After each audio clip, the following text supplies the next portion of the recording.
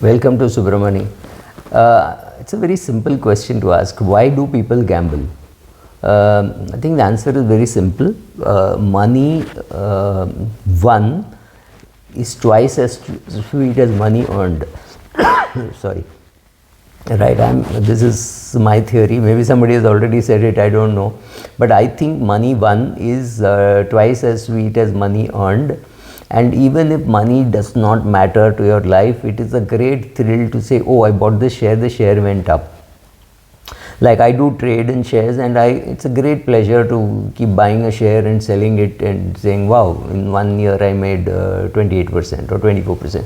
It does not matter at all in my life. In fact, I feel bad about it when I am paying taxes and say, oh my God, itna tax kyun bhar raha hu? You earn money, you have to pay tax. So I'm reconciled to that. I'm not going to crib about the tax rates and things like that. But why do people gamble? I think the answer is very simple. You feel like I'm getting this free money, so I can do whatever I want with it. It doesn't really matter. There are many things which I can do with my own money, which I think maybe I'll do with gambling money. I won't do it either way, right? So it does not really matter, but still gambling, gambling, trading, day trading, whatever you want to call it, quick money, because the sheer pleasure that money won is better than money earned in terms of pleasure, right? Like they say that money lost hurts twice as much as money earned. I think money won is gives twice as much pleasure as money earned. So that is the reason. And in the journey of gambling, people can rationalize everything that they do. So this is the theory that Yudhishthir could gamble away everything and rationalize it also. He couldn't say no to invitation for gambling, even though he got advice saying don't accept that invitation, right? You're a king, it doesn't mean you have to accept every invitation that comes to you. He accepted that invitation, mistake number one. Then he allowed Shakuni to play the game and not Duryodhan himself, which is against the norm, but he accepted that. Then he put everything that he had at stake, and he could have stopped there, he didn't.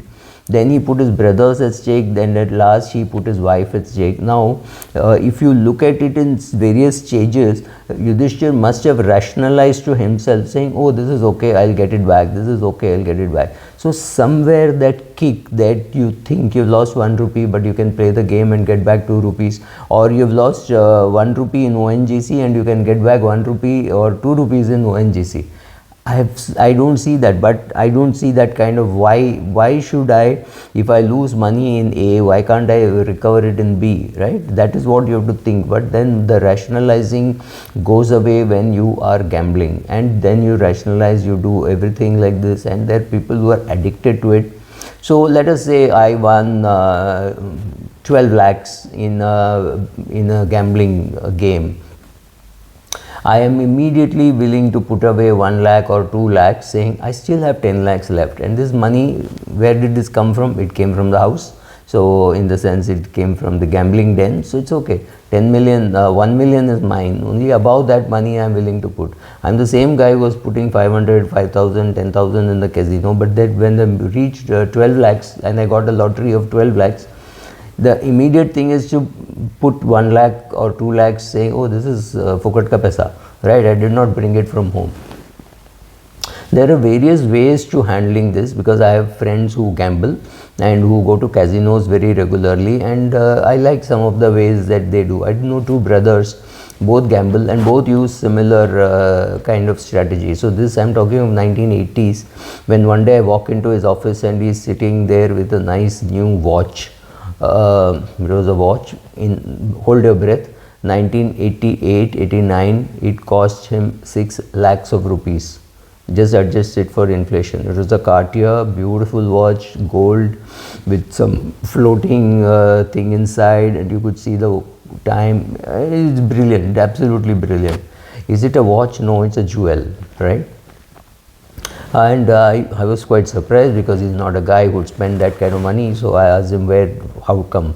So he was traveling to, I think, UK, where he went into a gambling den, and he goes very regularly, and he goes with $1,000, saying, I will go with $1,000. If I lose it, I come out, if I win, I will buy some things from there. I know it is overpriced, but I will not bring that money home and put it in my business, use it for other expenses. It will only go towards funding luxury items.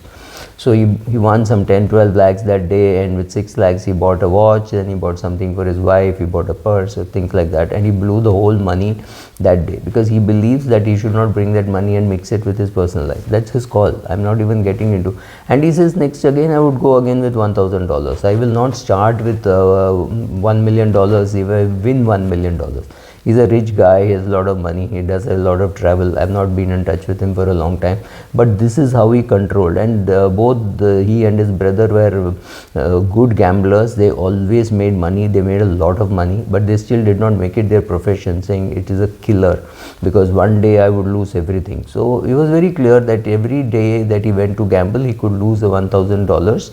And sometimes he would win, but it doesn't mean he took that money, kept it and say I will use the same $1,000, or I won $100,000 so let me spend $100,000. He never did that kind of a thing. When he got money, he blew it on the same day, in the same place, or just went out called up friends, went for a dinner, said I'll pay because I am feeling very rich today, that kind of a thing. But gambling itself is a very addicting thing. Not very many people can manage it well. Same thing goes for crypto or for any currency trading or even equity trading, right? Things like that. It's not very easy to handle. So be very careful when you're if you want to gamble at all. So will I say don't gamble? Answer is no, because it is work for some people in the sense that they have fun in gambling. They learn how it works. So both these guys read up also. They know how it works. They know which casino is rigged, which is not rigged, which table is rigged. They know all that process. And still they will walk in with only $1,000 saying, boss, we know the example of Yudhishthir. We know it can be very tempting. I know that the day I win some $500,000, $50,000 or $100,000, there will be huge temptation to bring it back, put it in the business, repay some debt or things like that. I don't want to combine the two, right? So there are people who do that.